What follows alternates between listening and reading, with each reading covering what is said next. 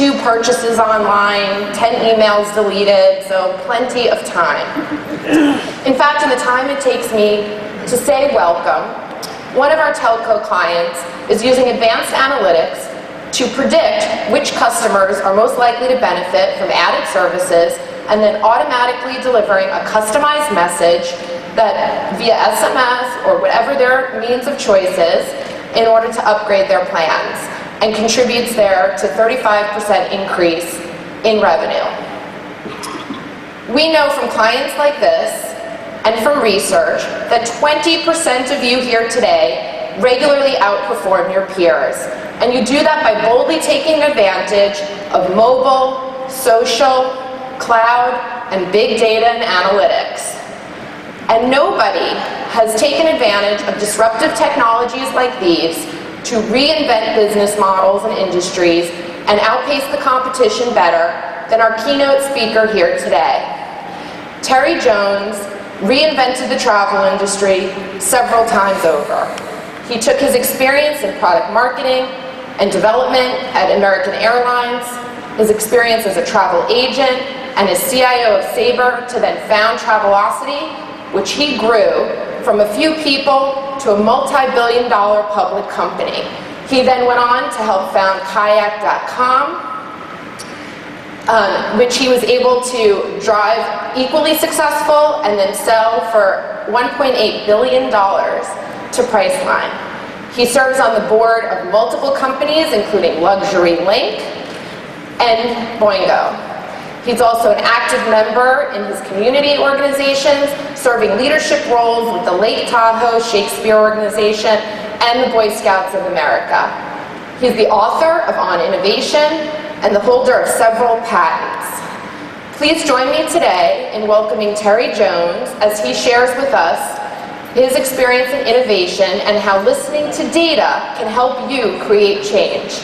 Please join me in welcoming Terry Jones.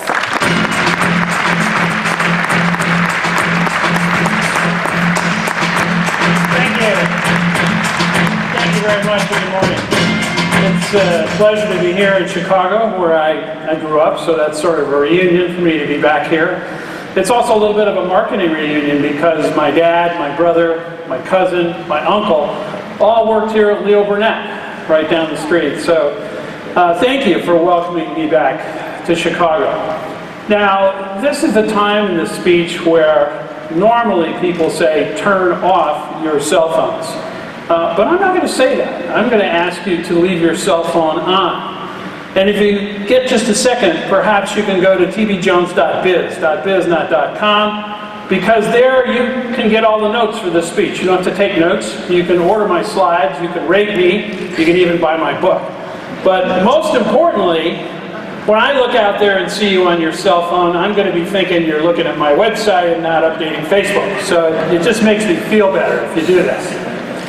Now let's go back in time a little bit. Let's go back to when my dad was here working at Leo Burnett. It was so simple. You know, marketing drove customers to the door, sales closed the deal, and IT added it up. It was pretty simple. Marketing was a one-way street.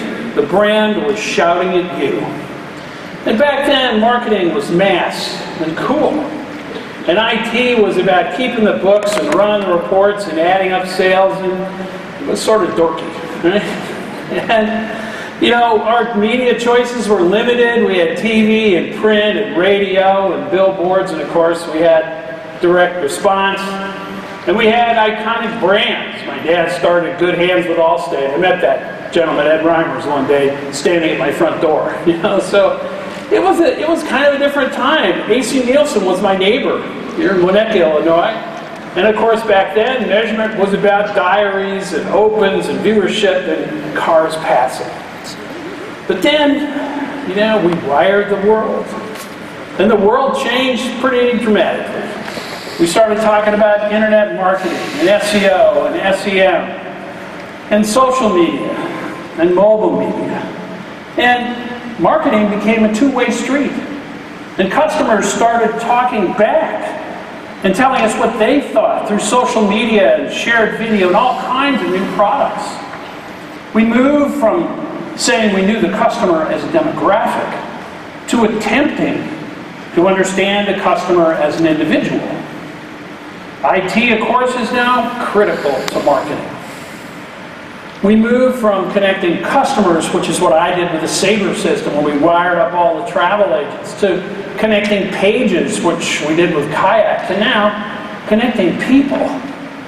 We moved, as Andres Weigand said, from eBiz to MeBiz to WeBiz. It's been a pretty crazy, dramatic change, and during that time, measurement has become highly precise, which, as was said just a minute ago, creates big data. And there will be more. My friends at IBM, where I'm spending a lot of time now, shared this graph about the amount of data that's been collected, and you can see where we are now and how much more data is coming in just through 2015, most of it unstructured. Most of it we have to deal with in totally new ways. So the thing about big data is, as they said in Jaws, you're going to need a bigger boat. Okay? You're going to need more storage, and we're going to need ways to think about it differently, because only 1% of customer information is today becoming corporate knowledge. Where's big wisdom? Well, we don't really have big wisdom yet. That's the challenge, is to turn that data into wisdom. We don't have it all figured out yet. But we do know some things that have happened since 1996 when we started Travelocity. Competition has gone from the traditional war, that's Coke versus Pepsi, to a bar fight. Who is my competitor again? Google, the manufacturer, the retailer, the comparison site, the retail site. Yeah, they're all my competitor. Prices in this world have become transparent. As soon as you saw this grid on Orbitz, you said, I'm never going to pay $500 for a leisure ticket again. You probably haven't. It used to be that we'd go see a travel agent or a real estate agent or have a corporate salesperson call on us to give us information. But information has escaped. It's found its freedom. It's out there being beamed to us all the time, and as customers, we are empowered by that information that we are capturing. Choice in this world happens instantly. Wherever your competitor is, he's only an eighth of a second away. It's not like I have to travel across town to get another price. I have it in a second. In fact, distance doesn't matter at all anymore. Travelocity was the largest travel agent in Fargo, North Dakota. Of course, we weren't located in Fargo, North Dakota. Buyer experiences are shared in this world, but no longer one-to-one over the backyard fence, now one-to-many over the network. On sites like TripAdvisor in my business, where they have over 100 million hotel reviews, and people clearly say they'd rather trust the opinion of someone they've never met on the internet more than they trust a brand. So the balance of power in this new world is shifting to the buyer. As geographic barriers are eliminated, price information is everywhere, and buyer experiences are shared, we have an extremely empowered buyer in today's world. Because the consumer has two new tools in their tool bag, the mouse and the smartphone. And they're changing the way they discover products, learn more about them, shop for them, buy them, get service on them, and rave or complain about them. That was brought home to me recently. I was at a conference like this one. I was at the cocktail party the night before, and a woman came up to me and said, "Are you that guy who started Travelocity.com?" I said, "Yes, ma'am." She said, "I want to tell you something about Travelocity you've never heard before." And I'm backing up wondering how many martinis she's had and just what she was going to say. And she said, "Travelocity's like the Wizard of Oz." I said, "It is?" She said, "Yeah, for years I've been afraid to make a booking online. My travel agent told me I'd ruin my vacation. But today I did it. I made my first booking. And it was so simple. I felt just like Dorothy when she pulled that curtain aside and discovered there wasn't a wizard, there was just that little man there. I realized I could do it all myself." Our customers today are wired and dangerous. They're comfortable and confident. And they expect from our site what they've seen on the very best website they've ever been to. They are multi-channel. They expect us to communicate their way, which is 24/7, any way they want.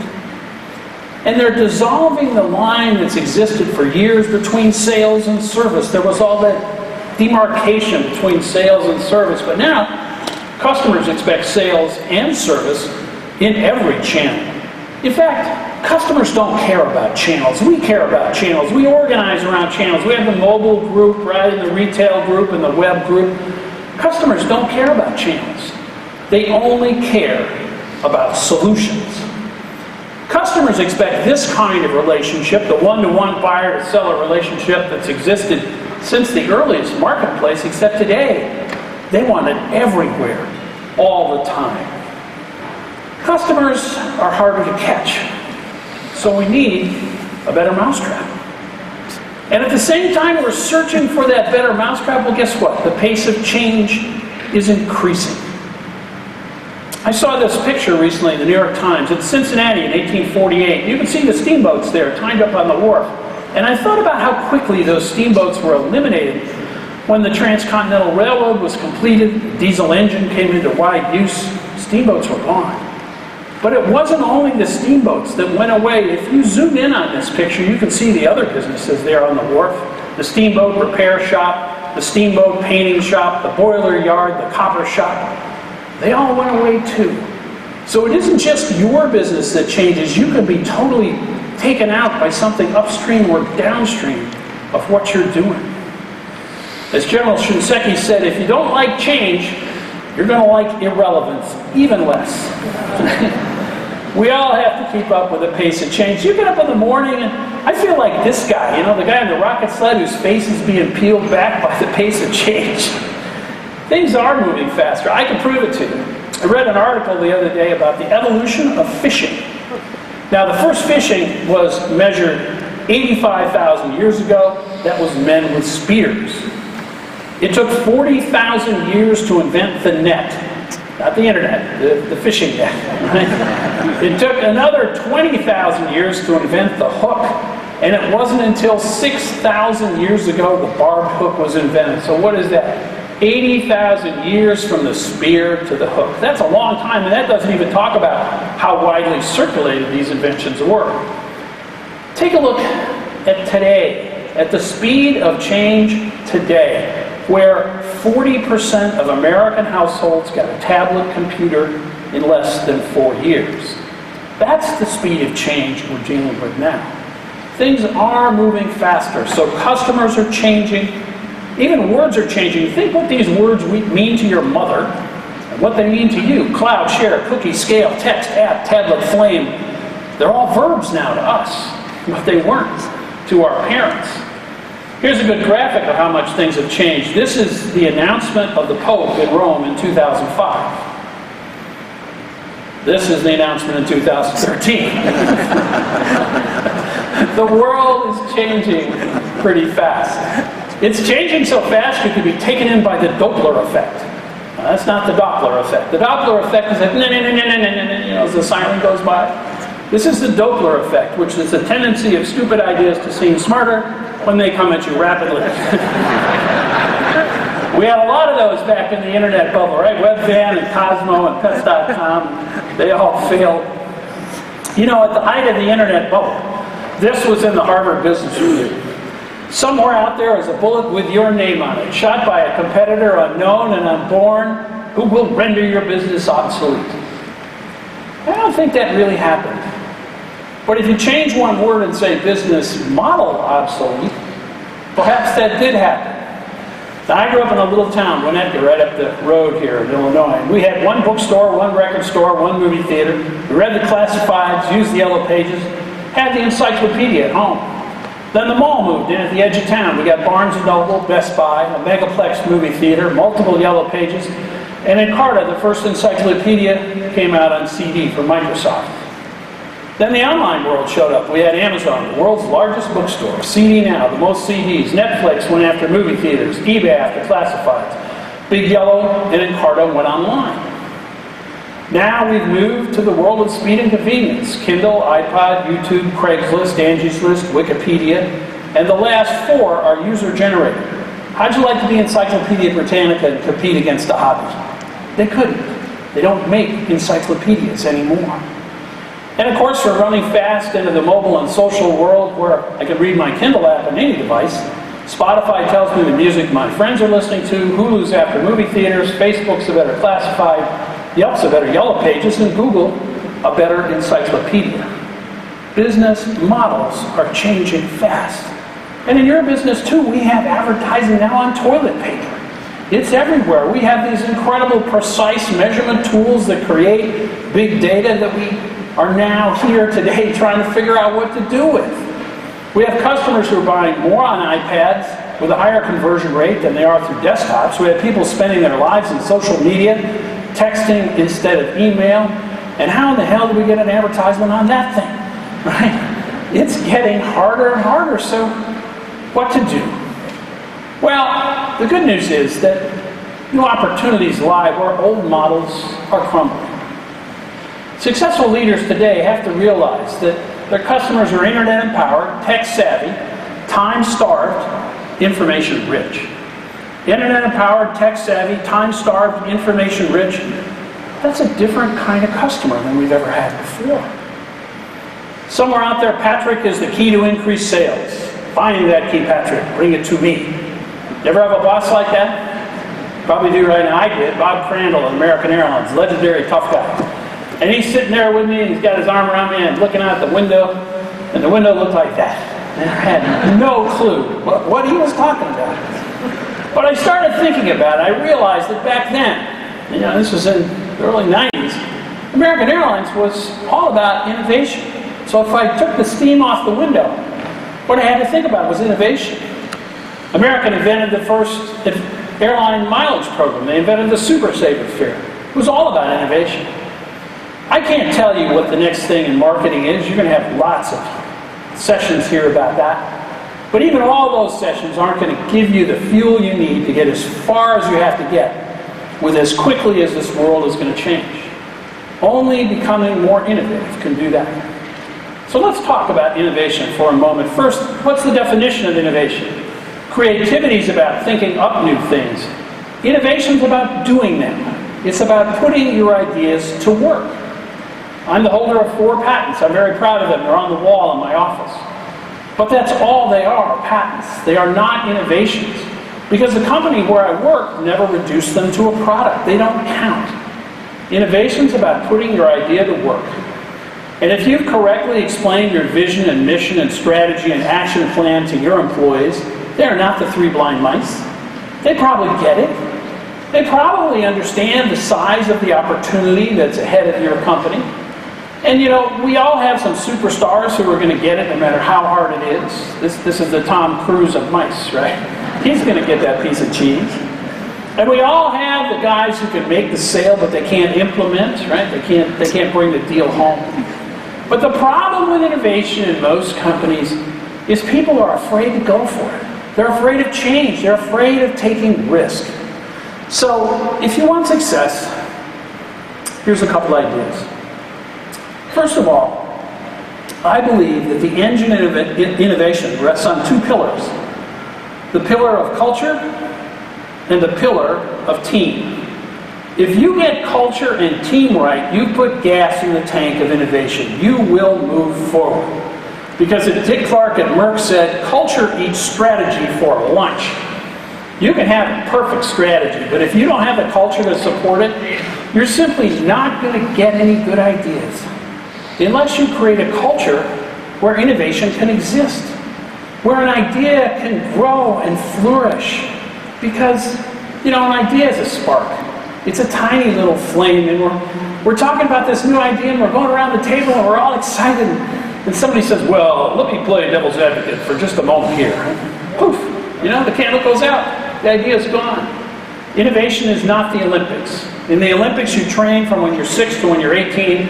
You have 1 6-minute run down the mountain. You miss the gate, your career is over. No, innovation is like baseball. And in baseball, if you fail 70% of the time, you're actually quite good. Right? You get a lot of chances in baseball. It was Mike Ditka, who played football right next door, who said, success isn't permanent, failure isn't fatal. We have to build a culture of experimentation where people are allowed to experiment and fail. Now, we all know in ad agencies there are copywriters and there are editors. Writers write, editors pick. So be an editor for a moment. Which of these ads is best? They all have the same number of words, the same colors. They're hardly different at all. This one wasn't best. Neither were these two. This ad pulled in 35% more dollars than the other three. How did they know? Well, they ran all four for an hour with ABCD testing.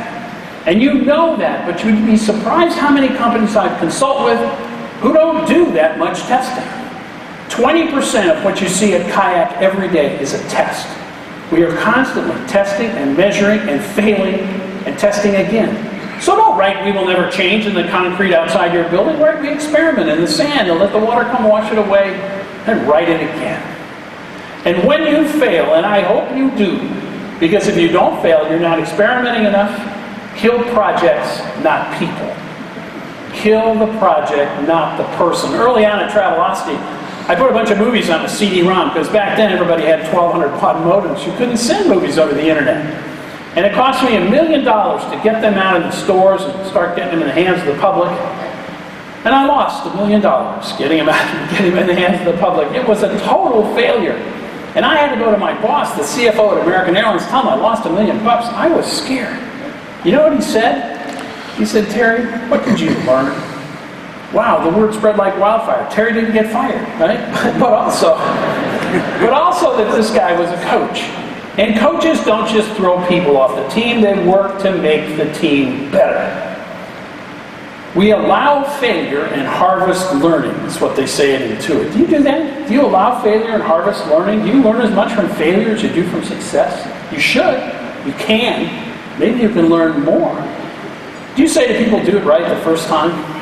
But unfortunately, people always say, "Do it right the first time." You know, what does that do? What does that do to someone's spirit? Sports teams don't do that. They watch the game films. Over and over again, they will watch this fumble. Not to assign blame, but to turn the team into a more finely oiled machine so that next time they don't fumble. Watch the game films. Realize that as a leader, your weight is larger than you imagine. As you move through your company, you leave a big weight behind you. It consists of what you say and do. You know, do you have a boss that says, "Never ever think outside the box"? Only the cat shouldn't think outside the box. You should be able to think outside the box, right? If there's a new idea in your company, does somebody say, "Well, that's a nice idea, Bob, but we've always done it this way, and frankly, we've never done it that way"? What does that do to a new idea? Do you amplify, support, concur, endorse, or do you disagree, minimize, and play devil's advocate? What you say has a whale of a lot to do with the kind of behavior you'll get in your company. And you can't just relax and think culture will change. Culture is a contact sport. It takes a lot of work to change a culture, but boy, if you do it, you will see dramatic results. So work on your culture and then work on your team.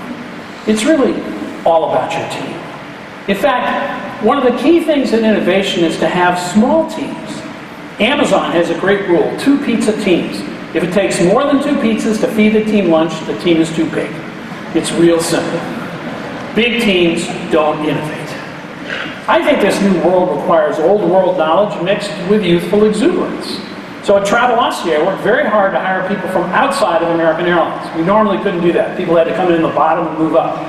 They finally allowed me to do it. So I hired a bunch of young people, and they had messianic zeal. They thought the industry was broken. They could fix it. But they had no industry knowledge and no industry contacts. On the other hand, we had the .corp, or you might say the .corps, right? We had the suits who said the industry was fine. It didn't need fixing. They moved at a slow pace, but they had the domain expertise. You put them together, they fought like cats in a bag. It was nuts. But out of that crucible came some wonderful ideas. Yeah, we had to teach the old dogs new tricks.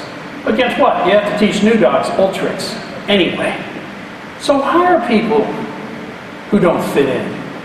Susan Creedle at Leo Burnett says hiring is like putting together an orchestra. I think that's true for a big company. Hiring is like putting together an orchestra. But innovation is more like a jazz band. It's getting a bunch of people who don't need music, who can just jam together and make a wonderful sound. That's what innovation is. It's thinking about hiring the right people. That may be people who don't fit in. Would you have hired this guy? Maybe not. Turned out to be the world's richest man, right? And I got to know Bill Gates pretty well when I was at American. He is wickedly smart, very insightful, and just a bit strange. you might not have hired Bill Gates, and you would have been wrong. Gordon Moore said, the world wants geniuses, it just wants them to behave like other people. They don't, right? They're hard to manage, but hire them. That's where you'll get the fabulous ideas. And get rid of negative people. Negativity wipes out innovation. Negative people are energy vampires. They suck the energy out of the room. Maybe they belong somewhere in your company, they don't belong around innovation. And as you change your team and you change your culture, some people will leave. They won't like the size, the pace, the new model. The people who were at Travelocity when we were 10, most of them weren't there when we were 3,000. But that was good for them and good for us. Because can one person make a difference? Yeah, one person can make an amazing difference, either positive or negative. Think of the difference Lou Gerstner made when he joined IBM. Came in from RJR, single-handedly began a cultural change that saved IBM from going bankrupt. Think of Alan Mulally at Ford, right? Who did the same thing, who has really saved the Ford company, the first of the big three that didn't have a bailout. One person can make a difference. One person at Expedia beat Travelocity. One person there went to the boss and said, we should combine air, car, and hotel together at a discount, create dynamic packages. It took them a year to convince the boss to do it. Another year for them to put the software in place. When they rolled it out, they doubled their sales in 2 quarters, passed Travelocity like we were stopped Travelocity and never caught them. One person can make a massive difference. So work hard to hire the very, very best people you can get and put them on your innovative team. Build the right culture, build the right team. If you do that, how do you generate ideas? Where do the best ideas come from in a company? Do they come from the top? Well, I think they used to come from the top because the top had all the information. When I worked at American Airlines, we'd send memos up and up and up, and they'd go to Bob Cradle. He was a smart guy, but he also had all the information. He invented the Advantage program, the world's first airline mileage program. Probably saved the airline billions of dollars. But today, I think great ideas can come from anywhere on the org chart because everyone has the information. And it's been my experience that the best ideas in the company come from the bottom. Come from the people working on the line, the people talking to customers. We invented flight paging in 1996 at Travelocity. We were the first people to page you when your flight was late. That came from an agent who got tired of answering the phone, telling people if their flight was on time or not. We invented Fair Watcher email, sending you an email when the price went down. Nobody had ever thought of that. That came from a pricing agent. The best ideas come from the people at the bottom of your organization. But they're hard to get. To get them, you have to understand that innovation that happens from the top down is orderly, but dumb. And innovation that happens from the bottom up is chaotic, but smart. And to get those ideas, you have to break through the boson layer. The boson layer is the impenetrable layer of middle management that stops good ideas from moving upward. And we know it exists. It's in every company. It's not their fault because middle managers have not been rewarded for change. So as a leader, you have to reach down and get those ideas and say, hey, this is Bob's idea. He works on the line. We're going to put it in place. This is Sally's idea. We're going to try it out. Oh, it failed. Oh, we're going to give Sally another chance. Let her do something else. And as you start celebrating those ideas, the boson layer will melt away and you'll get better ideas. You also have to have sentries listening. This is World War I radar. They didn't have radar, so they had these big headphones that they wore to listen for airplanes. You need them, right? Because today, as Chris Anderson said, the ants have megaphones. It used to be that marketing was in charge of consideration. But now, today, once the customer uses a product and comments on it, they become in charge of consideration. It's that feedback loop you have to listen to because customers are talking about your product whether you like it or not. At Travelocity, I had a phone booth in the hall. It was a symbol. When you picked it up, you could hear customer service. And everybody in the company, from the guy in the mailroom to me, had to listen to 2 customer calls a month and discuss 2 things. 1, how do we fix the company so people don't have to call with questions? And 2, what did you learn from a customer that can drive us forward with a new product? At kayak.com, we don't have a phone bank. We're a search company, but we do get emails, and we send the emails to the engineers. And you might think that's expensive, but our slogan is give the pain to the people who cause the pain. It works really well. And these guys fix the product. They are in touch with the customer. Keep your eyes wide open. How many companies have their eyes wide shut? How many times has this happened to you? You went to make a presentation and you had to put a book under the projector. How long has this been going on? Like 10 years? And you can't put the yellow pages there anymore. They don't make them, right? So what's wrong with this company? I can think of 10 ways to fix this. Are all their projectors bolted in the ceiling in their company? They have little minions who set them up. Why don't they eat their own dog food? You can think of all kinds of examples like this. Eat your own dog food. Keep your eyes wide open.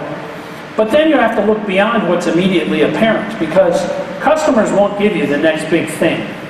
I went to the executive committee at American Airlines to present electronic tickets. I said, we don't need tickets anymore. Our computers are smart enough. You don't have to print them or distribute them. We'll do it all online. And they said, but Terry, our customers want tickets. What would they do for receipts? They will never accept this idea. Leave us. Go from this road. And American was one of the last carriers to do e-tickets. And they not only missed that, they missed the jump to you doing it yourself with the automated boarding pass. Why did they miss that? Because in real innovation, being comfortable isn't good. And they were too comfortable. You have to have this feeling in your belly, right, that I'm kind of out there. You can't be comfortable necessarily with innovation. If we don't face surprises, we aren't learning. Said the CEO of a wave energy startup. I read this the other day. I think it's great. If you don't have surprises, you're not learning. You have to be a little bit out there. Can you go with your gut? Sure, you can go with your gut, because intuition is merely the sum of all your experience. Just don't bet the farm on it. You might be wrong. Build prototypes and test, which, as I showed you, is what we do with Kayak. And now, if you're in the physical business, you can use a 3D printer to make almost any kind of prototype. I read the other day that 3D printers are now making 3D printers. Ooh, I'm a little worried about that one. How do you pick the best idea? Well, who reviews them? Are they reviewed by people in the department where the idea came from? They almost always say no. Are they reviewed by other departments? They might say yes. We had an engineer who said, on these regional jets, people have to walk out on the tarmac, and they get snowed and rained on. It's not very nice. Maybe he was thinking about the diving board at the lake, but he invented that little walk-the-plank thing that they now attach to jet bridges so you can get off an airplane and go right inside. That idea was rejected by the maintenance department. They said, well, we're out here on the tarmac. Why aren't the customers, or whatever. They turned it down. But then we got a new idea program where every idea was reviewed by one person in the department and two people from other departments. And when marketing and operations saw this, they approved it right away. So circulate your ideas widely and you have a better chance of getting around that we always did it that way person. You might say, yeah, Terry, this is all interesting, but doesn't that cost a lot? Well, you actually can do more with less today. And we learned that at kayak.com. Now, the story of Kayak is kind of interesting. We had a dinner one night with the retired head of Expedia, the retired head of Orbitz, and me, the retired head of Travelocity. And we said, our customers are getting smarter. First, they're going to Expedia, Orbitz, and Travelocity to get price, and then they're going to American, Marriott, and Delta to buy. Now, I know none of you have ever done that, but millions of people were doing that, so we invented a site where we search everything, but when you click, you buy direct. Now, I said you could do more with less. Here's the story. This is Kayak versus Travelocity. And Travelocity has 3,000 people. They grew through brand advertising, the roaming gnome. They have a big customer service department. They are travel agents. They have a huge data center, custom code. They are profitable. Kayak went public with 220 people. We grew through search. We don't have customer service. We're a search model. We outsource our data center. We open source our code, and we are highly profitable. You can do more with less. A public company that sold for $1.8 billion with 220 people. Think about how the world of startups has changed. It used to be you'd get a bank loan, get big space, use drawings and focus groups, hire staff, build a brand, use big computers. And then the new world was VC, small team, usability lab, outsource everything, email to get customers, and use mini computers. What's today's world like? Well, today's world is I get my money from Kickstarter. The team's me. I'm working out of some shared space. I'm calling everything beta, making it with visualization software. I'm crowdsourcing everything. I'm using social and search to get customers, and it's bring my own device or use the cloud. That's why people are starting new companies with 2 guys and a dog, right? But you can do that in a big company too. You can create that new virtual company inside a big company and use some of these techniques. That's what it takes to keep up. Yeah, Steve started Apple in a garage, but Zuck started Facebook in a dorm room. You can do more with less. And don't forget to put your ideas to work. This is the thinker and the doer. The doer left. He's out doing, right? You can't just think about it. Warren Bennis called the making of the movie Snow White a dream with a deadline. A dream with a deadline. That's what an idea is. It doesn't do any good unless you ship. You've got to get it out there. So finish it, get it done, ship it, and then it will be an innovation. There's going to be more change ahead, folks. And I want to close with a story about change. Growing up, my son was not the boy genius. He was not the nerd. He was just a kid who liked to play those massively multiplayer video games where you play people all over the world. And he and a bunch of friends wrote a game called Day of Defeat about the invasion of Europe, June 6, 1944, D-Day.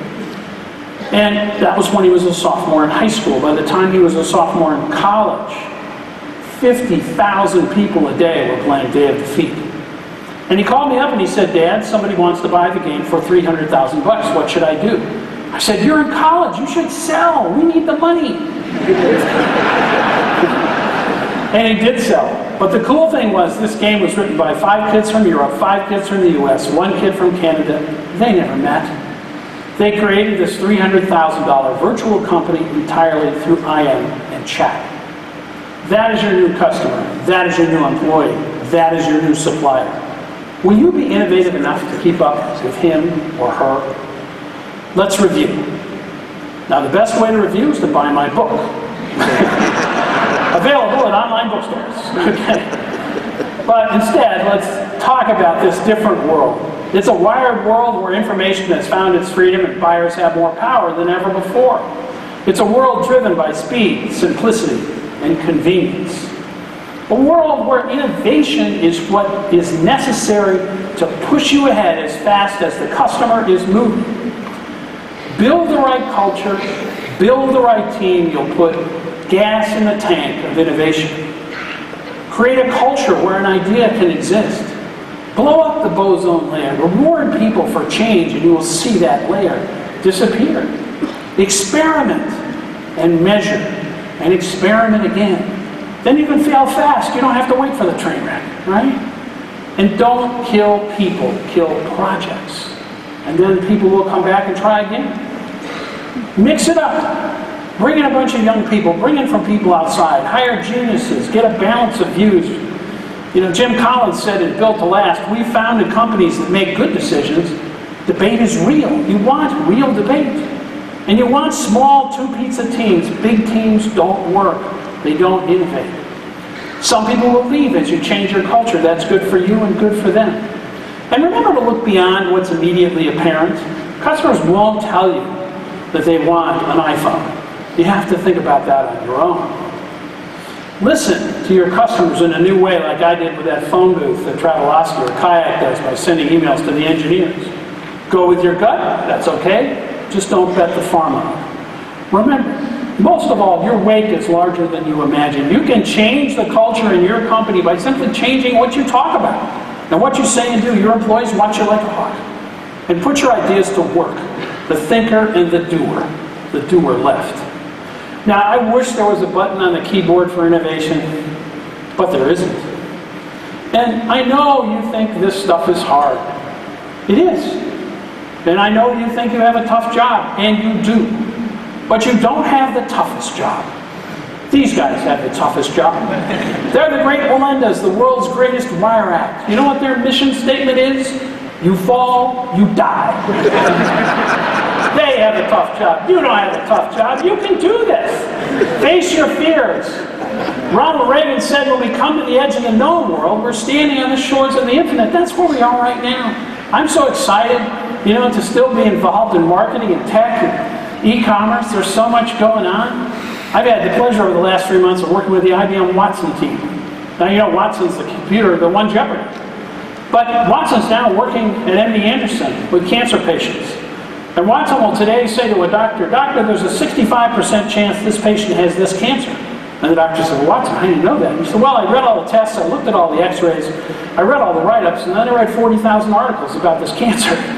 And the doctor goes, "Yeah, okay, what do you want me to do?" "Well, do 3 more tests and we'll raise it to 90. And the cool thing is that IBM tells me that in 3 years, Watson will be right here, right inside your phone. That's where this technology is going. We are at the edge of the known world, but we're standing on the shores of the infinite. Folks, change is inevitable. But growth is optional. It's up to you. And I believe with Arthur Clarke that the future is a foreign country, and they do things differently there. Thank you very much.